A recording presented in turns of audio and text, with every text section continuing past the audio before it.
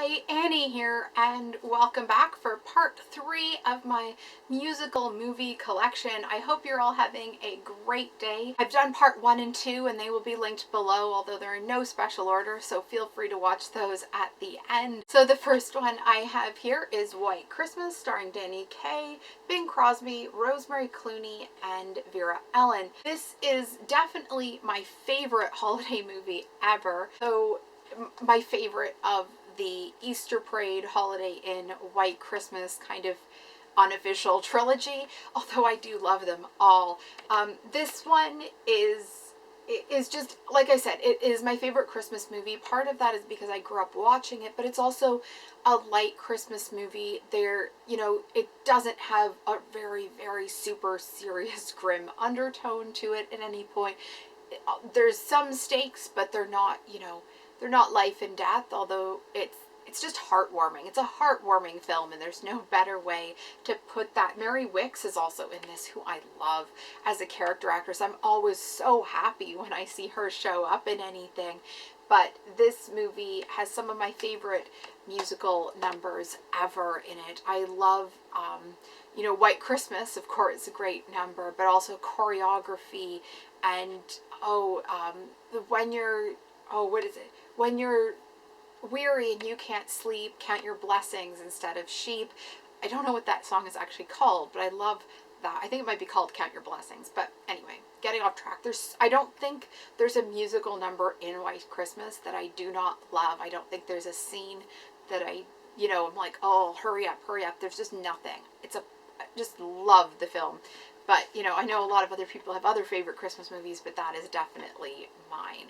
And the next one I have here is Damsel in Distress, which is Fred Astaire and George Burns and Gracie Allen, and Joan Fontaine is kind of taking the place of Fred Astaire's partner in this one. And this was based on a book by P.G. Wodehouse, and he was sent to America to kind of adapt it, but ultimately he said he just sat in a room and smoked while the writers got on with what they were actually doing, because everything he wanted to do, they were like, no, you can't do that in a movie. So although it technically is based on his story, there's not much left of his story. I love Gracie Allen and George Burns, so this movie is such a win for me. It has a really great musical number in it when they are all in a fun house, which is, again, just another beautiful number. And, George Burns and Gracie Allen really don't get the credit they deserve as dancers. George was always saying he was an awful dancer in different things, but he was quite good, especially when you see him next to Fred Astaire and you realize that everybody, is holding their own. Gracie, to me, was startling in the sense that it was a side of her you didn't see at all in the sitcom or in some of the later movies or even some of the shorts. She's such a great comedian, but in this she really gets to be a bit more of a rounded entertainer, as well as playing the classic Gracie Allen role of, confusion and all of those things that she did so well. The next movie here, and it's really just one on this Rock Hudson set, and this is from the 5 films, and it's the Screen Legend collection, and the one I'm referring to is Has Anybody Seen My Gal? Again, this is another unusual role for Rock Hudson in the sense that it's just, he did so many of the kind of sophisticated sex comedies and more war pictures and all this stuff, but this is definitely more of a nostalgic pick. It reminds me a lot of Meet Me in St. Louie, but also a little less grand and maybe a little bit easier to watch. Meet Me in St. Louie I do love, but it's so opulent in places. It's so over the top. You're really watching a big production, and you don't forget that when you're watching this one.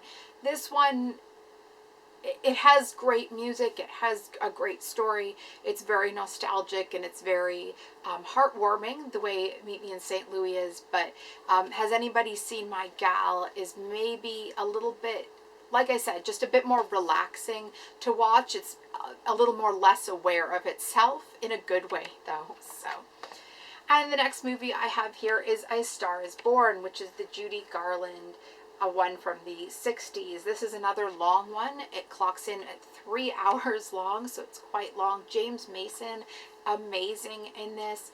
And this I believe was, yeah, George Cukor's first musical and first color film. And Judy Garland is just heartbreaking in this. You really feel like she must have put an awful lot of her own experience and own sorrow into this role. Just excellent in it.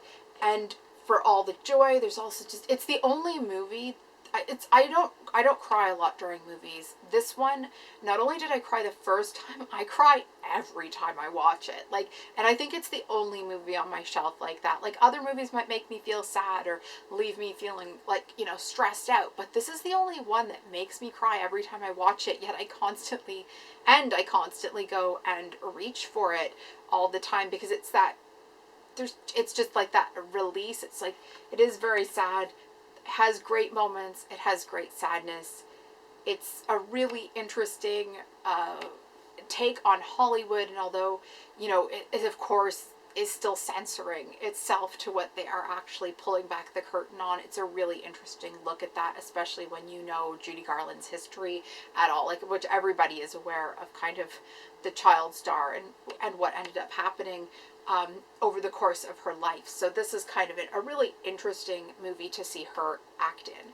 And I think it's definitely my favorite of the 3 remakes. So anyway, I'll keep going, but this is a great movie. If you've seen it, let me know what you think. I know that some people aren't a fan of A Star is Born in general, and it is, you know, quite like old-fashioned in many ways. Like, it's more of that melodrama style, but it really nails me. The next movie, much happier here, is The Parrot Trap.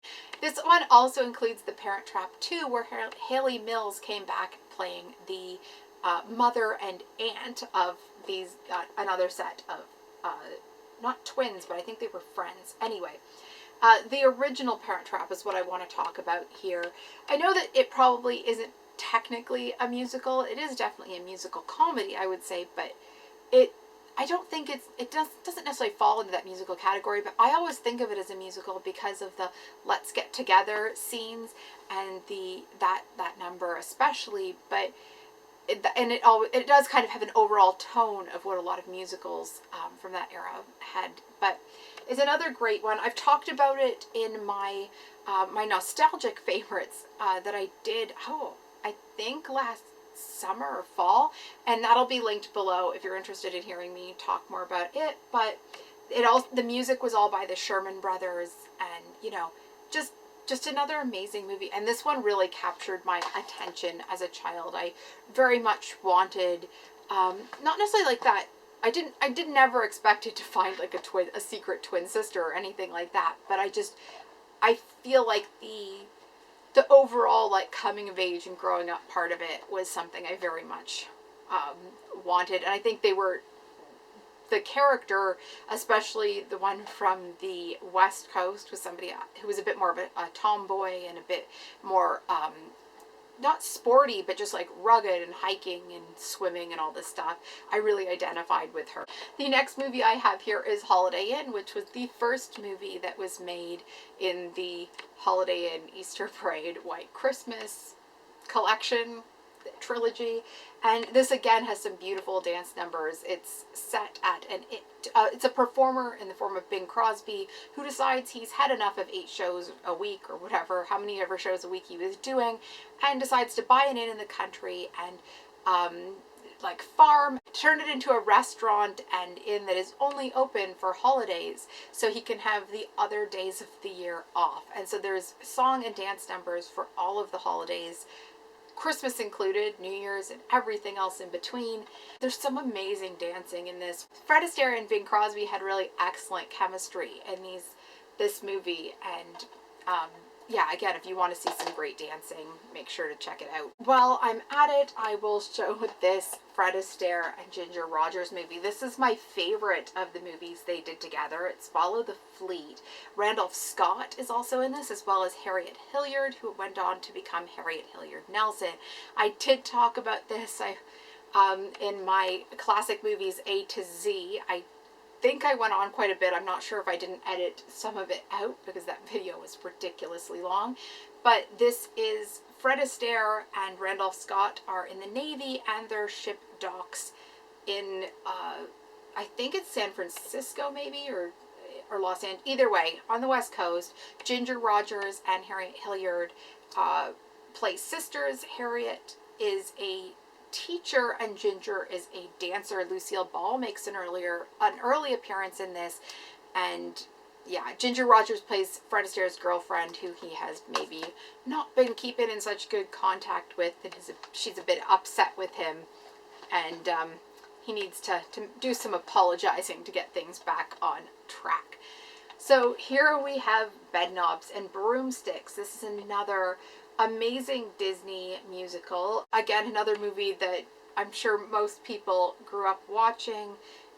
It's set during the war, and the kids are evacuated to the country, and Angela Lansbury's character is forced to take them in, despite the fact that she is a witch, although nobody in the community, of course, knows she's a witch. They're not handing children over to witches willy-nilly, but she's a witch, and she doesn't want these kids to find out, but they do, and she, they have to set some other things right, and it's all quite fun, and it's, interesting Nazi fighting musical comedy, and they get to visit another world where these cartoon characters exist. Naboom, I can never say this, Naboombu, and very much like in Mary Poppins when they jump into the chalk painting, this is the equivalent for this movie. Well, I'm talking about a kids movie. I'll talk about one more. This is Gnomeo and Juliet. This is a movie that is a gnome version of Romeo and Juliet, and it has like James McAvoy, Emily Blunt, Michael Caine voicing some of the characters, and then Elton John does the music for it. And so it is predictably an amazing music throughout. This was really a movie that surprised me with how much I liked it. Although I do often like the kind of Shakespeare retold type movies, this one particularly kind of, I think, captured a very different spirit to it, but fun nonetheless, and very enjoyable to watch. An easy access point if you're kind of interested in making Shakespeare more accessible, and Elton John's music just sends it right over the top. The next movie I have here is Happy Go Lovely, and this is David Niven and Vera Ellen starring in this, and this was actually one that came in a cardboard envelope that, because I was watching it so much, I actually cut the envelope up and put it in one of these slimline cases to protect the disc and the case, and to make it easier to get at. It was just one of these, I think I got it for 50 cents and it had been at Walmart a decade ago, and I hesitate to think how many times I've watched it since it was a movie that I used to put on as I was falling asleep for ages, and I still do occasionally, but at different points it was my go-to, every night it played movie. Those movies I tend to cycle out and through, but I do tend to have one movie that I or an episode of something that I watch as I fall asleep, and for a long time this was it. This is a Mistaken Identity movie, and I do have such a I'm gonna have to do a video about Mistaken Identity movies at some point. Definitely my favorite type of movies ever, so it's David Niven plays PG Bruno, who is a rich bachelor in Scotland. Cesar Romero plays a producer that's taken this production to the Edinburgh Festival to seek fame and fortune, and Vera Ellen plays a chorus girl who ends up becoming the lead when Cesar Romero thinks she is dating Bruno, even though she's never met him. David Niven meets her, doesn't tell her who he is, and so there's lots of kind of cross deceptions going on in all different directions. It's a really cute movie. It's not one that I've seen really around a lot since I picked it up, so it's a nice one that I feel somewhat proprietorial over, but I know that there are probably lots of people who see it and love it. The next thing I have here is The Princess Frog, and this is a Disney movie. It's more of a recent one for sure. I think this one has been unfairly kind of mitigated to second tier in a lot of people's minds. It didn't make the money in theaters that it probably should have, but it is an amazing movie. It's got some amazing jazz music in it, and I really think that they've done the story so much justice, and they've done it so well that if you haven't watched it, don't let the title and the fact that it says princess in it deter you from watching, because it really does have some amazing music. I think it's one of the stories that has more depth, like when you compare it to The Little Mermaid and some of those ones from the 90s, it really is a much better film than those ones. Here I have Some Like It Hot, and this is Marilyn Monroe and Tony Curtis and Jack Lemmon, and George Raft is in this, and Billy Wilder wrote the screenplay and directed it, and I think he wrote the screenplay with the I.A. Hal Diamond, who he worked with over at different points. And, you know, this is a movie where Tony Curtis and Jack Lemmon witness a mob hit, and they disguise themselves as women and get on the first bus out of Chicago and end up down in Florida with a band, performing with the band. It's an all-women's band in disguise, and Marilyn Monroe is the singer for this band. And they are both, of course, in love with her, and, you know, having to conceal those feelings because they are dressed as women, and that just wasn't the thing at the time, and certainly not the thing you'd see on screen. If you haven't seen it, it is definitely a really great farcical kind of comedy. A lot of familiar faces in some of the other character actors that surround those three, and I really do think that Jack Lemmon and Marilyn Monroe have some amazing chemistry together, as do Tony Curtis and Jack Lemmon, and Tony Curtis and Marilyn Monroe, but I really would say the star of the chemistry is actually Marilyn Monroe and Jack Lemmon. The next thing I have here is Meet Me in St. Louie. This is Judy Garland, Margaret O'Brien, Mary Astor, Lucille Bremer, Tom Drake, Marjorie Main. So many great people in this. It's based on a story that was published in the New Yorker, I believe, by an author from the New Yorker who was writing about this period in her life. She would have been kind of Tootie's age. I believe she was Tootie in her family, and this was directed by Vincent Minnelli, who was Judy Garland's husband, and an amazing musical director, and who dealt with the choreography, and just a beautiful Technicolor film. This is set at the time when the World Fair was going to St. Louis. I couldn't remember the name of the city. That's crazy.